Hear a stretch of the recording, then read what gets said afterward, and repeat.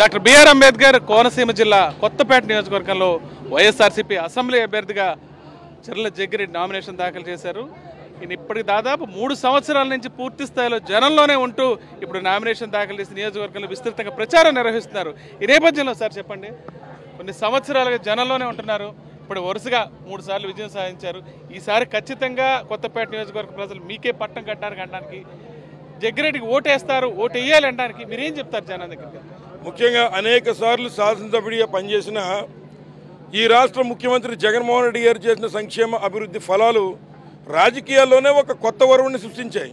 అసలు పార్టీ అనేటువంటి ప్రసక్తే లేదు. ఇవాళ ఉన్న చెప్తున్నా మీకు, కేవలం జగన్మోహన్ రెడ్డి గారిని, పేదల పక్షాన్ని నిలబడినట్టు జగన్మోహన్ రెడ్డి గారిని గెలిపించుకోవాలంతే. 5 సంవత్సరాలు మమ్మల్ని కరోనాలో సైతం మా ప్రాణాలు కాపాడినటువంటి జగన్మోహన్ రెడ్డి గారిని మేము గెలిపించుకుని మా ఇంటి పెద్ద కొడుకుగా ఆశీర్వదిస్తాం. అదే ఒక కాన్సెప్ట్ ఇవాళ ప్రజల్లో నడుస్తుంది.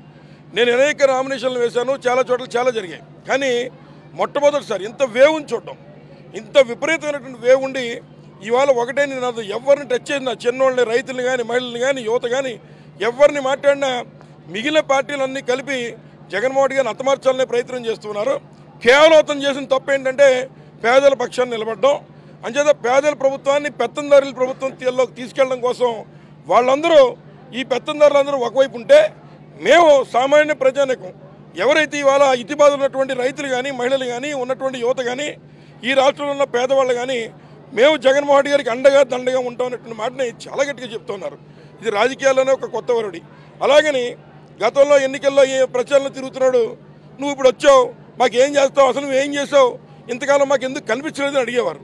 కానీ వాళ్ళు ఏ ఒక్కరు మాట్లాడట్లా. ఏం చేద్దంటే ప్రతి ఇంటికి కూడా రాజకీయ నాయకుల్ని, ఎంత పెద్ద స్థాయిలో ఉన్న వాళ్ళైనా గడప గడపకి కూడా ప్రతి ఇంటికి తిప్పి వారికి ఏం కావాలో అడిగి ఎక్కడైనా 1-2 రాకపోతే కూడా వాటిని సరిచేసిన నాయకుడు ఈ రాష్ట్రంలో జగన్మోహన్ రెడ్డి గారు. దాదాపు ఈ నియోజకవర్గంలో 2500 కోట్ల రూపాయల అభివృద్ధి సంక్షేమ కార్యక్రమాలు మీ హయాంలో జరిగినాయి. ఇంత జరిగిన తర్వాత కూడా ప్రజలు ఇంకో 5 సంవత్సరాలు మమ్మల్ని ఆశీర్వదిస్తే ఈ నేను చేయకుండా ఉండిపోయిన ఆ 5 సంవత్సరాలు ఈ నియోజకవర్గంలో సంక్షేమ విషయంలో అనేక కార్యక్రమాలు మనం చేసిన మాట వాస్తవం. అలాగే అభివృద్ధి విషయంలో కూడా ఈ యొక్క నియోజకవర్గంలో అవసరమైనటువంటి ర్యాలీ హాస్పిటల్ 2 కోట్ల రూపాయలతో, అలాగే 2 CHCలు 5 కోట్ల రూపాయలతో, ఇట్లా డయాలసిస్ సెంటర్, ఈ ప్రాంతంలో చాలామంది కిడ్నీ బాధితుల నుండి ఇబ్బంది పడుతున్న వారికి ఒక డయాలసిస్ సెంటర్, అలాగే 40,000 కోట్లు రాష్ట్ర వ్యాప్తంగా నియోజకవర్గానికి సంవత్సరానికి 25 కోట్లు 30 కోట్లు విద్యా వ్యవస్థ మీద జగన్మోహన్ రెడ్డి గారు ఖర్చు చేస్తున్నారు. వీటితో పాటుగా ఎక్కువ కాలువలు ఉన్న నియోజకవర్గం కనుక కొన్ని రోడ్లు కానీ, కొన్ని ఉన్నటువంటి వంతెనలు కానీ, అదేవిధంగా ఏదైతే ఈ ప్రాంతంలో ముఖ్యంగా మరి పూడికి తీతల డ్రైన్లు తవ్వాలి, దానివల్ల ముంపు వచ్చి ఇబ్బంది పడుతున్న రైతాంగం చాలామంది ఉన్నారు. రాబోయేటువంటి కాలంలో అది చేస్తాం. అలాగే కొన్నటువంటి ఆత్రేయపురం, మరి ఏదైతే ఆత్రేయపురం లొల్లలాకుల్ని మళ్ళీ అప్గ్రేడ్ చేసే కార్యక్రమం చేస్తాం. మరి ముఖ్యంగా ఈ ప్రాంతంలో అవసరమైనటువంటి రైతులందరికీ కూడా అరటి మీద ఇన్సూరెన్స్ చేయించాలనే ఆలోచన కూడా జగన్మోహన్ గారి దృష్టిలో పెట్టడం జరిగింది. రాబోయేటువంటి కాలంలో ఇవన్నీ కూడా మన నియోజకవర్గంలో చేస్తాం. మీ ప్రాంతంలో అద్భుతమైన టెంపుల్స్ ఉన్నాయి, టెంపుల్ టూరిజం, అదేవిధంగా గతంలో మీరు టూరిజం నుంచి పడవల పోటీలు కూడా నిర్వహించారు, చాలా కార్యక్రమాలు నిర్వహించారు. దీనికి సంబంధించిన ఆలోచన ముఖ్యంగా గత తెలుగుదేశం ప్రభుత్వంలో వాడపల్లి వెంకటేశ్వర స్వామి, కోనసీమ తిరుపతిగా బాసిల్లుతున్నటువంటి వెంకటేశ్వర స్వామి యొక్క హుండీ ఆదాయాన్ని ఇలా చేతులు పెట్టి డిబ్బీలో డబ్బులు తీసుకుని జేబులో పెట్టుకెళ్ళిపోయే విధంగా తెలుగుదేశం పార్టీ ఆ రోజు వ్యవహరించింది. అక్కడున్న డైరెక్టర్లు ఇవాళ నేను ఛాలెంజ్ చేస్తున్నా. గతంలో 3 కోట్ల రూపాయలు ఒక సంవత్సరానికి వాడపల్లి ఆదాయం వస్తూ ఉంటే ఇవాళ దాన్ని 25 కోట్ల రూపాయలకి తీసుకెళ్ళి ఇవాళ తిరుపతి తర్వాత 2వ దేవస్థానంగా ఇవాళ వాడపల్లి నిలబెట్టే కార్యక్రమం మనం చేయగలిగాం. దీనికి ప్రధానమైన కారణం జగన్మోహన్ రెడ్డి గారు. ఇటీవల కాలంలో మీరు అడగచ్చు, రాష్ట్ర వ్యాప్తంగా అడగండి, గతంలో ఎలా ఉండేది వాడపల్లి దేవస్థానం, ఈరోజు జగన్మోహన్ రెడ్డి గారి నాయకత్వంలో ఎలా ఉందనేటువంటి అడగండి. సుమారు కోట్ల రూపాయలు పట్టుకొచ్చి దాన్ని అభివృద్ధి చేసే కార్యక్రమం చేశాం.